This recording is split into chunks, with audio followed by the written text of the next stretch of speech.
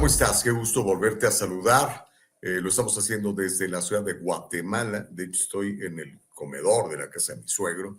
Gracias al profesor Franco por prestarme su casa y su internet para poder llevar a cabo esto que se llama La Voz de Gustavo Vargas en el Diálogo Libre 2.0. Mi privilegio es servirte y, por supuesto, toda la gente de Voz Media que está conectadísima, los grandes compañeros que tengo, grandes productores como don Carlos Hernández, don Juan Fernando Dubón. Gracias de veras por hacer posible este programa. Hoy tengo un tema muy delicado, muy importante, muy delicado. Y vamos a platicar con una tremenda periodista que llevó a cabo y sigue llevando a cabo investigaciones sobre este caso. Me refiero al sonadísimo, tristísimo, muy lamentable caso de Uvalde, en Texas. Seguramente has escuchado hablar de eso, ¿no? No nos podemos escapar a eso. Sobre todo la retórica de izquierda que se manejó y queremos saber particularmente qué es lo que pasó con las víctimas y qué es lo que pasó con los familiares de las víctimas. Así que vamos a hacer una pequeña revisitada a este tema. Yo creo que vale la pena entonces que no te pierdas el programa del día de hoy, ¿ok? Así que, ¿qué es lo que sigue? Sigue que cojas uno de estos teléfonos móviles y te suscribas a la plataforma de Voz Media para que nos lleves en tu teléfono inteligente, para que nos tengas en tu dispositivo móvil, para que formes parte de los millones de suscriptores que tenemos a lo largo y ancho de los Estados Unidos. Así que te invito a que, por favor, descargues Voz Media y nos sigas en tu teléfono inteligente.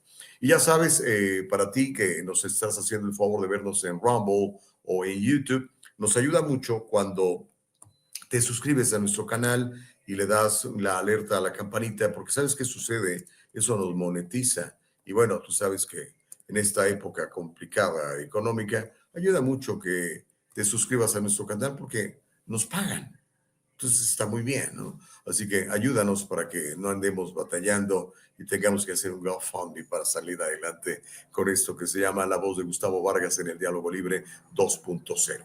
El día de hoy vamos a hablar de Uvalde y vamos a hablar de esta masacre que lamentablemente aún duele. Quiero ir primero a la anécdota antes de presentarte a nuestra invitada de honor. Este tiroteo en la escuela de Uvalde que ocurriera el 24 de mayo del año 2022 en una primaria, en una elementary school, la Raw Elementary School en Texas, en Uvalde, donde este individuo de nombre Salvador Ramos, un joven de 18 años, privó de su vida a 19 niños y a 2 maestras, además de herir a otros 17 y lastimar a cientos de miles, quizá millones en el mundo por esa acción tan brutal. Es uno de los tiroteos escolares más mortíferos en la historia del país, en el que las fuerzas del orden recibieron y siguen recibiendo, y es un tema del cual vamos a tratar el día de hoy, muy fuertes críticas por su respuesta súper tardía durante el incidente. Los medios locales de Texas filtraron unas imágenes de seguridad del tiroteo en Uvalde desde el interior de la escuela primaria Robb, que muestran que la policía ocupó el pasillo cerca del tirador, este individuo de 18 años. Más de una hora estuvieron ahí discutiendo si entraban o no entraban, para finalmente alguien se animó, entró y ultimó a tiros a este individuo. Quiero que vea este video, que es una cortesía de KVUE, ahí en Uvalde, Texas, y después le voy a presentar a mi invitada el día de hoy. Vamos a ver.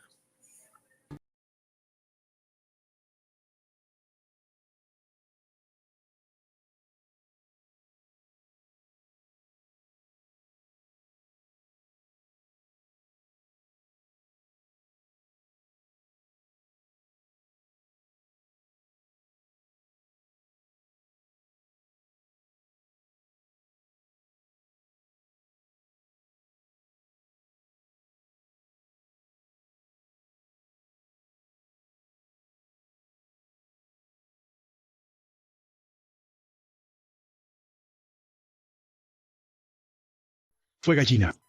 Sí. Para publicar ese video de la manera en que lo hiciste. ¿Qué pasa con los policías? ¿Son gallinas?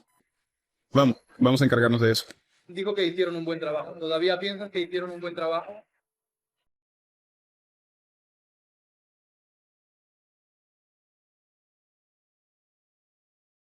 seguridad discutían, ese tipo estaba masacrando a los niños, ¿no? Pero bueno, gracias a Dios tenemos Voz Media, es una plataforma absolutamente libre donde ejercemos la primera enmienda de los Estados Unidos. Así que te agradezco mucho que nos estés viendo. Ya sabes, siempre te bendigo y lo hago en el nombre de Jesús, esperando que tengas una gran semana. Pero déjenle platico de mi invitada antes de presentársela, porque la verdad me siento muy honrado de contar con su presencia el día de hoy. Aitana Vargas es su nombre. Es una periodista. Es una de esas periodistas que ya no se dan mucho. Ya no es esa periodista que le llama al protagonista y le dice, grábate un video y me lo mandas y yo se lo mando al editor y contéstame estas preguntas y pegan todo y con eso ya se llaman periodistas y hasta les entregan premios. No. Aitana Vargas es una periodista, una corresponsal con una amplísima experiencia. Ella tiene su residencia en Los Ángeles, pero la verdad es una mujer que viaja por todo el mundo. Ahorita le vamos a preguntar en dónde está y créanmelo, está bien lejos de Los Ángeles. Tiene una amplia experiencia en reportajes, comentarios deportivos, periodismo de investigación.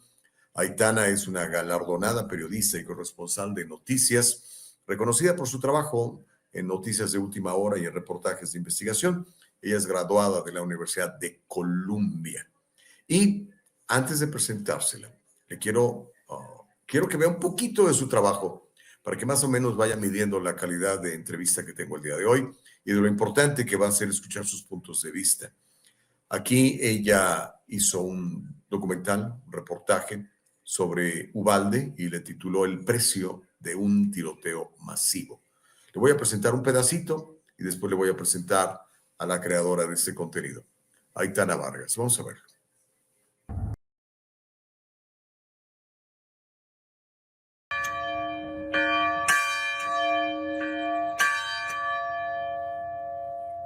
Durante 20 años, la Iglesia Episcopal de San Philip de Uvalde ha sido el refugio espiritual del padre Michael Marsh.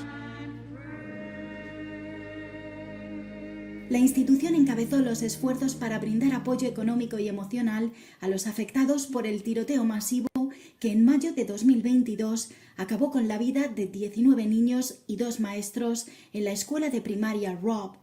Todos eran latinos. 3 años después de la tragedia, para la mayoría de sobrevivientes y familias afectadas, el ocaso perdura sobre la línea del horizonte.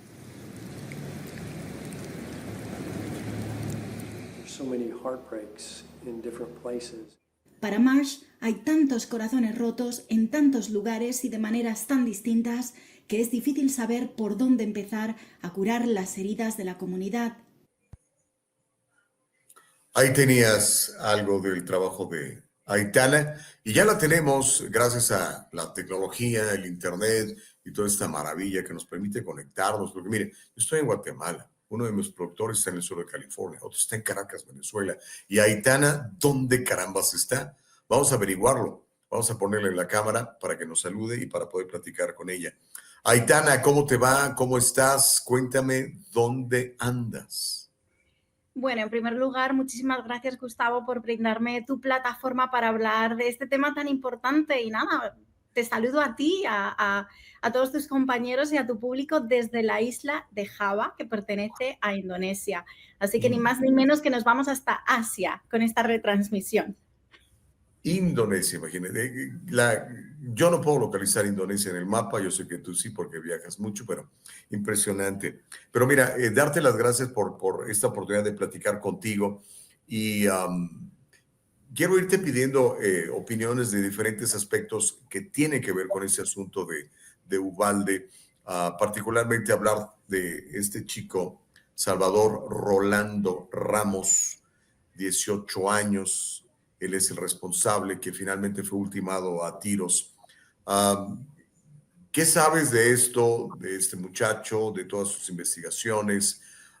Corren muchos rumores, por supuesto, en las redes sociales, pero tú estuviste ahí y de primera mano nos puedes platicar un poco. ¿Cuál es tu impresión de este joven, el que cometió esta barbaridad? Bueno, yo sobre todo, Gustavo, me apoyo pues en los informes, ¿no?, que se han redactado sobre los antecedentes de este joven. Y en realidad, bueno, pues es un joven que en su día era bastante brillante a nivel académico y que en los últimos años empezó a tener una decadencia, una precariedad en su rendimiento académico, aparte de generar una obsesión con las armas y sobre todo con los tiroteos masivos en las escuelas, ¿no? Entonces, es un joven que, además de protagonizar él mismo incidentes de acoso hacia otras personas, también sufría él mismo el bullying. Y había síntomas de que podría haber, de repente, un diagnóstico de enfermedad mental, pero ese diagnóstico nunca se llevó a cabo. Entonces, al no llevarse a cabo, pues bueno, tenemos que, digamos que juntar las piezas del puzzle para tratar de crear un retrato de este joven y de los factores que pudieron haber contribuido a esta enorme tragedia. Estamos platicando con Aitana Vargas, para la gente que no nos está viendo, que nada más nos escucha en Spotify, en Apple o en algunas otras plataformas de podcast. Y hablamos de pues del tirador, ¿no? De Salvador Rolando Ramos. Él estuvo en la misma primaria a donde después fue a atacar, algo que resulta común, por lo menos en los últimos tristes episodios que hemos visto en otras escuelas, ¿no? Lo vimos en Nashville, Tennessee, lo acabamos de ver también en Minneapolis. Encierro de muchos años no quiero especular, y parte, yo no soy médico, tú tampoco, pero ¿tú crees que puede haber una correlación entre tanto aislamiento y que estos chavos se exacerben a tal punto perdón, no debo decir esa palabra porque me la boicotean en YouTube, de quitarle la vida a la gente? Sí, un eufemismo, ¿no? Para tratar de, bueno, en fin, de normalizar hasta cierto punto lo que es una persona, quitarle la vida. Mira, Gustavo, yo creo que tenemos que hacer una reflexión un poco más profunda del momento en el que Estados Unidos se encuentra. Uh-huh. Sobre todo en cuanto a las cifras, ¿no?, de la primera causa de muerte entre los jóvenes, y estoy hablando de los jóvenes que tienen menos de 18 años y los niños. En Estados Unidos la primera causa de muerte en este momento son las armas de fuego. O sea, ¿qué clase de sociedad hemos creado y en cuál estamos que están contribuyendo a que esta sea la principal causa de muerte en los 3 últimos años? Que hay factores que han podido contribuir, como el aislamiento, indudablemente que hay un problema de salud mental, pero yo no sé si podemos trazar una relación directa o lo que existe es una correlación. Entonces, yo creo que lo que necesitamos hacer es estudiar este tema en mayor profundidad y también abordar el tema de la crisis de armas en Estados Unidos bajo el punto de vista de las barreras sistémicas que existen en determinadas comunidades, puesto que la violencia de las armas de fuego en Estados Unidos es un tema que incide mucho más en la comunidad negra, y luego también vienen los latinos, viene la comunidad indígena, pero evidentemente es un problema sistémico y afecta mucho más a la comunidad afroamericana en este caso. Sí, lo hemos visto, ¿no? Y violencia ahora sí que negros en contra de negros, por ejemplo, ¿no? Muy obvio en ciudades como Chicago, en Memphis, en algunas otras, San Luis, Missouri. Ahora, volviendo al asunto de Uvalde, tú estuviste allí, estuviste varios días ahí, platicaste con la comunidad, tuviste lo que normalmente los reporteros no tienen, que es decir, estar en la comunidad, mezclarte entre la comunidad, platicar con todos los actores, en este caso, que fueron afectados por esta situación. Normalmente un periodista llega, hace su reporte, como te decía yo, agarra los famosos SOTs, 2, 3 SOTs, mientras más escandaloso mejor, para generar el rating, y pum, ya lo pones en estas cadenas de televisión que todo el mundo conoce, no las voy a mencionar. Tú tienes otro approach, otra manera de acercarte a la historia, y les recomiendo mucho que vean la pieza que vimos, un pedacito de Aitana, para que comprendan un poco más de lo que estamos hablando. Dame tu input, como dicen los que hablan inglés, en general, ¿cuál es tu reacción a todo esto? Bueno, vamos a ver, a mí me gusta realizar, yo creo que crónicas, ¿no? Rescatar sobre todo las historias humanas. Creo que es muy importante humanizarlas. Y en una historia sobre todo como este tiroteo masivo, ¿no? No nos podemos olvidar de que hay humanos que están protagonizando auténticas tragedias, que 3 años después de haber perdido a sus familiares, a sus hijos, a compañeros, a miembros de una comunidad, la comunidad sí sigue completamente desolada. Entonces yo creo que es importante que a través de historias como la mía traslademos al lector o al televidente o al consumidor en el día de la era digital a ese lugar a través de descripciones coloridas y yo creo que también pues como decía, ¿no? de una crónica que nos permita conectar con los sentimientos que están atravesando esas personas, esas fuentes. Creo Ahora, que tenemos que buscar la conexión en esas historias que hacemos. sí, te entiendo, perdón que te interrumpí. Quería preguntarte, Aitana Vargas, cuando vimos lo que pasó en Uvalde, siempre hay dos puntos de vista, ¿no? Los que defienden las armas, los que están en contra de las armas. Particularmente el Legacy Media está más en contra de las armas, en contra de la segunda enmienda. Pero ¿cómo se logra realmente hacer una historia en donde no quieras defender una narrativa, sino simplemente quieras mostrar, como dices tú, la humanización de una tragedia, cómo sufren los papás, los abuelos, la comunidad, cómo la comunidad religiosa en Uvalde, etcétera, se manifiesta, y también cómo pues, los policías, su actividad o inactividad desencadena todo esto, y también todos ellos quedan absolutamente aislados de esta comunidad a la que habían servido por tantos años, ¿no?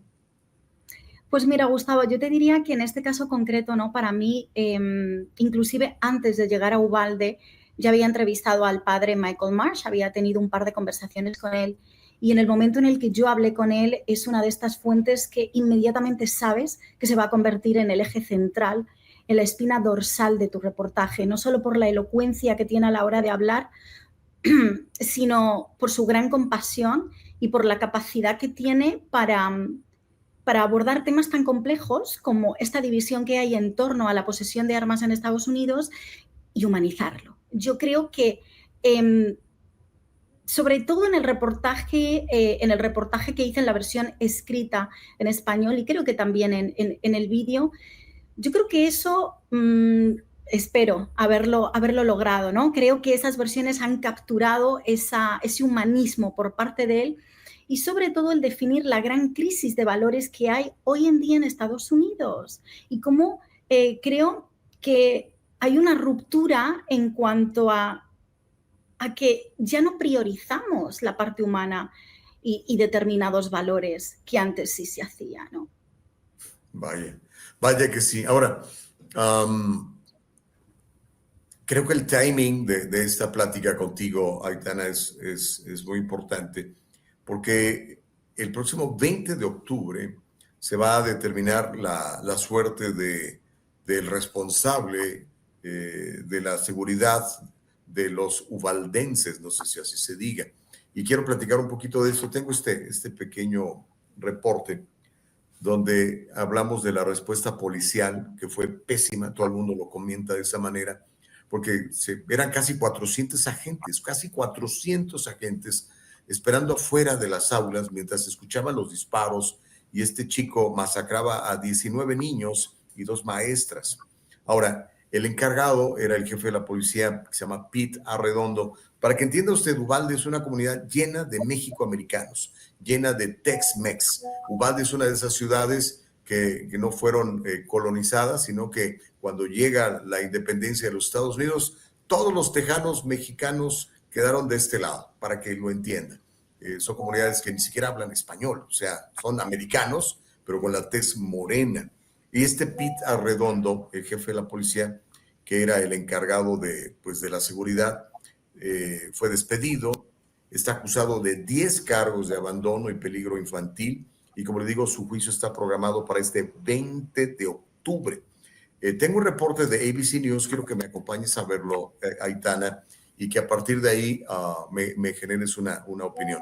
Vamos a ver la narrativa, más bien la narración de esta pues, lamentable situación con Pete Arredondo, quien era el jefe de la policía de Uvalde cuando toda esta masacre sucedió. Vamos a verlo y platico contigo. 2 años después de que 19 niños y 2 maestros fueran asesinados a tiros en la escuela primaria Robb en Uvalde, Texas, un gran jurado anuncia cargos criminales contra el ex jefe de policía del distrito escolar de Uvalde, Pete Arredondo. Esto marca los primeros cargos penales contra las fuerzas del orden, por lo que se considera ampliamente como una respuesta policial fallida a la horrible masacre en mayo de 2022.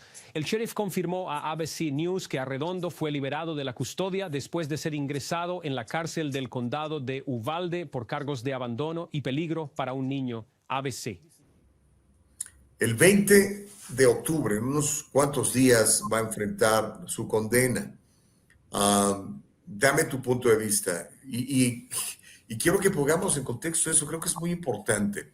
Cuando una situación brutal como esta que se vive en Uvalde, entendamos que es un pueblo, entendamos que vieron la cara del señor Pete Arredondo, o sea, un señor bonachón, gordito, o sea, el típico policía de pueblo. No estamos hablando de un SWAT team member de Nueva York, de Chicago, de Los Ángeles, y que le sucedan cosas como estas. Creo que no estaba preparado, pero todo lo que has podido vivir, escuchar y analizar, ¿cuál es tu punto de vista al respecto, Aitana? Pues mira, Gustavo, yo algo que quería rescatar, ¿no? Y que está en el reportaje que produje es el relato de Amy Franco. Yo no sé si la recuerdas. Sí. Amy Franco, una ex educadora que de hecho llevaba apenas un mes en el centro cuando se produce este tiroteo masivo y el motivo por el cual quiero compartir su testimonio también con tu audiencia, con tu público, es porque a ella las fuerzas de seguridad la culparon en una rueda de prensa televisada de haber dejado una de las puertas del centro abiertas cuando claramente todas las cámaras de seguridad o una cámara de seguridad en concreto que había grabado ese momento corroboraron que ella había cerrado esa puerta. Entonces, a raíz de eso y a raíz, por supuesto, de haber presenciado la masacre que se produjo en este centro escolar, ha acabado con todo tipo de problemas, no solo a nivel psicológico, sino a nivel económico, perdió su hogar y a nivel físico. Ha tenido repercusiones hasta tal punto que nunca pudo regresar otra vez a trabajar en la escuela y que se ha tenido que jubilar. No solo depende del Estado, de las ayudas económicas del Estado, sino que también ha dependido de sus hijos. Entonces, ¿por qué quiero hablar de esta historia, ¿no? Y ponerla en la palestra? Pues porque la paupérrima actuación de las fuerzas de seguridad aquel día se ramifica de esta manera en los sobrevivientes también. Estas son las consecuencias. Unos evidentemente murieron y otros sufren este tipo de consecuencias. Perder su hogar, quedarse sin fuentes económicas, tener y enfrentar todo tipo de problemas burocráticos para acceder a las ayudas. Gustavo, si vamos a tener, y esta es mi opinión, la segunda enmienda de la Constitución estadounidense, entonces tenemos que entender que como sociedad tenemos que estar respaldando a todas las víctimas y sobrevivientes de este tipo de incidentes. Eso tendría que ser incuestionable. No tienes que pelearte si eres un sobreviviente para recibir una ayuda a la que tendrías que tener derecho. Esto no es un privilegio. Es una auténtica tragedia que esté ocurriendo. Entonces, cuando veo las imágenes de este señor, de Pete Arredondo, ¿no? El antiguo jefe de la policía del distrito escolar de Uvalde, la verdad no le tengo demasiada simpatía. O sea, que pague el precio que tenga que pagar. Que si es la cárcel, que lo pague. Evidentemente, la vida de 21 personas no la vamos a poder recuperar. Ya se han muerto. Y hay muchas otras que han quedado afectadas posiblemente hasta el final de sus días. Ahora, vamos a... Es tu opinión, que acuérdate que ese programa es de opinión, no quiero que tengas miedo. Aquí no vamos a decir, vea nada más la aseveración que hizo la periodista Aitana Baigorria. No. En lo que hemos visto, en lo que hemos percibido, ¿por qué crees que este señor Pete Arredondo no se animaba a decirle a los casi 400 agentes que estaban allá afuera entre CHP, sheriff, policías locales, la policía del distrito. ¡Hey, entren y ultimen al tipo este! ¿Por qué le tomó? De hecho, nunca lo hizo. Al final del día es un agente de la patrulla de caminos quien se anima, se mete por una ventana y ultima a tiros a este muchacho y evita que todavía le quitara la vida a más muchachos. ¿Era un simple cobarde? ¿Qué crees que pasaba por su cabeza? Bueno, me has quitado la palabra de la boca, ¿no? Iba a decir posiblemente cobardía, pero aparte de cobardía, a ver, también hay que estar en ese momento, en esa situación. Pero volviendo a rescatar otra vez una de las declaraciones, ¿no?, de Amy Franco, que vivió ese día, pues, in situ, ella me decía, es que ella regresó a la escuela y cerró la puerta detrás para avisar tanto al personal escolar como a los estudiantes de que había un agresor que se estaba dirigiendo hacia la escuela. Ella hizo el trabajo que las fuerzas de seguridad no hicieron. Y eso es exactamente lo que ella me trasladó. O sea, cuando eres un miembro de las fuerzas de seguridad, ese es tu trabajo. Ese es tu contrato con la sociedad. Tu contrato con la sociedad es proteger a los civiles cuando se producen este tipo de situaciones. Si no, dedícate a otra cosa. O sea, es como un médico. Es como si llegas a un hospital porque tienes, no sé, porque es un sobreviviente o una víctima de un tiroteo masivo y un médico dice, bueno, no, sabes que en esta no me voy a meter. Es que es tu trabajo. Y como dicen en inglés, you signed up for this. Yeah. Si no, dedícate a otra cosa. Bueno, parece que va a dedicar a otra cosa. Creo que va a pasar una larga temporada en prisión. Ya estaremos obviamente reportando esto aquí en esa plataforma y en otras, porque como le digo, la sentencia es este 20 de octubre. Estamos ya a días. Ahora, Aitana, hablemos de otro aspecto y quizá sería el aspecto más importante, que son las familias de las víctimas. El tiroteo de esta escuela en Uvalde, ocurrido el 24 de mayo del 22, como le dije, le quitó la vida a 19 niños, a 2 maestras. Las víctimas, pues había de todo, niños que querían ser biólogos, que querían ser maestros. Y bueno, tengo un video, es muy cortito, pero creo que refleja el sentimiento de los padres de familia, de las familias de las víctimas. Son familiares de las víctimas mortales del tiroteo de Uvalde, celebrado o más bien llevado a cabo, sucedido en esa pequeña comunidad tejana. Quiero que lo veas y después quiero que me platiques de primera mano lo que viviste, lo que pudiste observar y lo que pudiste platicar con los familiares de las víctimas. Vamos a ver este video, es muy cortito, dura 1 minuto, y después seguimos platicando contigo, Aitana. Adelante, por favor. Espero que los fallos terminen hoy y que los funcionarios locales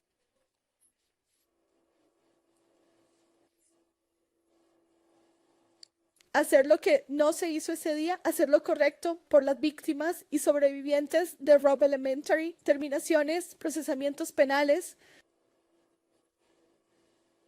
Y nuestro estado y el gobierno federal promulga leyes sensatas sobre armas, porque Robb Elementary comenzó el día en que un joven de 18 años pudo comprar un AR-15.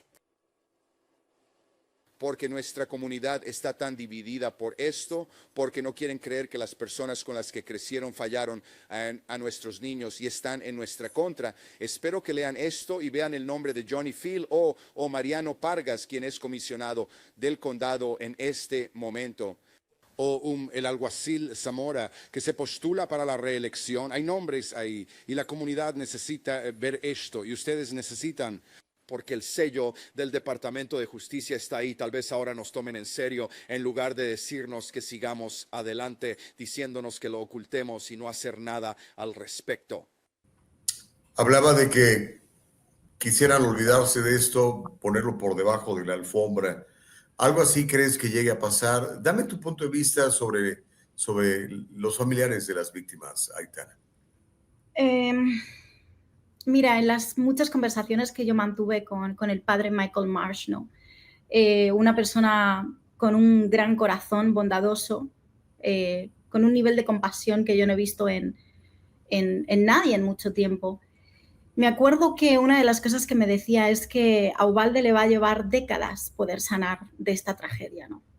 porque a los problemas sistémicos que ya existían y a la pobreza, estamos hablando de que cerca del 26% de la población de Uvalde vive bajo el umbral de la pobreza, y esto afecta a muchas de las familias que perdieron hijos o que tienen sobrevivientes aquel día. Entonces, el problema es que tienes los problemas sistémicos y a eso le agregas una paupérrima actuación policial, un proceso judicial que se dilata durante muchísimos años y que genera muchísimo drama en la familia, la dificultad para obtener cualquier tipo de ayuda y yo creo el hecho de que, también vamos a decirlo, o sea, yo creo que también hay un componente aquí de racismo porque Uvalde es una comunidad predominantemente latina.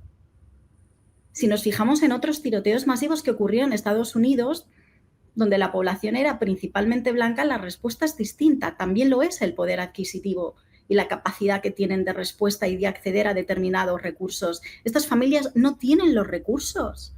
O sea, yo veo a Kimberly en esta comparecencia, ¿no?, ante los medios de comunicación y se me resquebraja el corazón.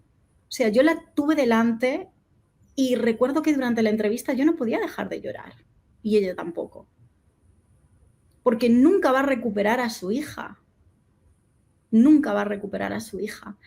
Y otro de los problemas, por ejemplo, como personas como Kimberly, ¿no?, su familia es una familia numerosa, tuvieron que cambiarse de casa porque ellos le alquilaban la casa a un policía. Bueno, un policía le alquilaba la casa a esta familia. Y precisamente por la paupérrima actuación policial tuvieron que buscarse otra casa. Wow. Fíjate, todo eso que comentas parecen detalles mínimos, pero estamos hablando de una comunidad pequeña donde literalmente todo el mundo se conoce. Tú sabes quién es el hijo del panadero, sabes quién es el hijo del restaurante y sabes quién es el hijo del policía. Y esto, como dices tú, y mencionaba el padre, puede tomar décadas para que la gente se reponga. Escuché, por ejemplo, que la escuela Robb está abandonada, la van a demoler, van a construir algo más, pero ¿cómo reconstruyes los sueños de tanta gente? Y sobre todo, como dices tú, ¿por qué no se está invirtiendo en Uvalde? ¿Por qué no llegan empresas? ¿Por qué no llegan fábricas? ¿Por qué no sé? Para tratar de reavivar esa ciudad y para que vaya sanando poco a poco sus heridas. Obviamente no hay manera de reemplazar una vida humana, particularmente una vida que fue arrebatada de esa manera tan violenta y gente tan inocente. ¿Qué va a pasar con Uvalde? ¿Regresará a ser un pueblo anónimo en la historia de los Estados Unidos y del mundo, Aitana?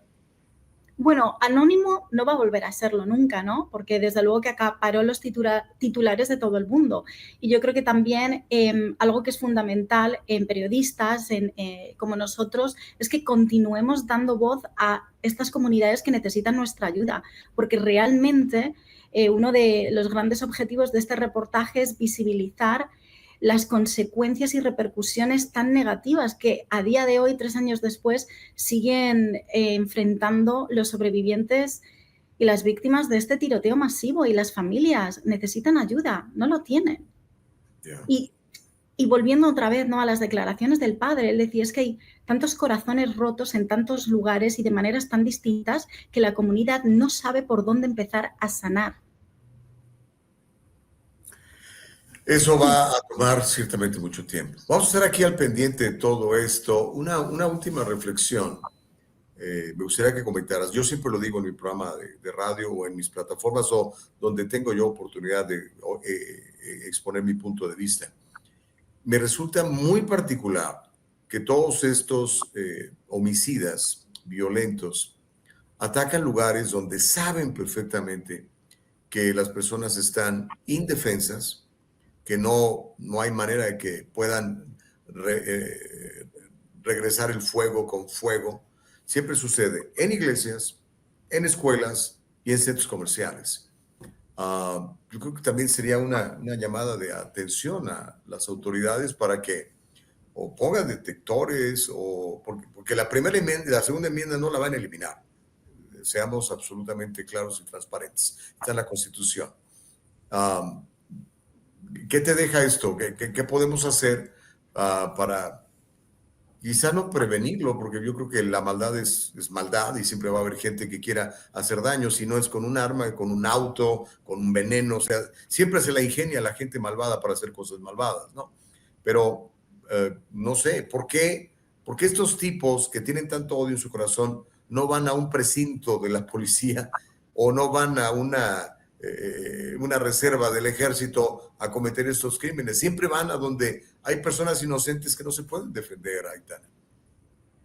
La verdad es que, Gustavo, no tengo la respuesta. No sé el motivo por el cual lo hacen. No sé qué factores realmente contribuyen a que este tipo de tragedias se produzcan en lugares donde, como tú dices, hay individuos vulnerables, poblaciones vulnerables, ¿no? El hecho es que se está produciendo y creo que es una gran llamada de atención a los problemas de salud mental que enfrentamos, los cuales a lo mejor sí se han agravado después de la pandemia.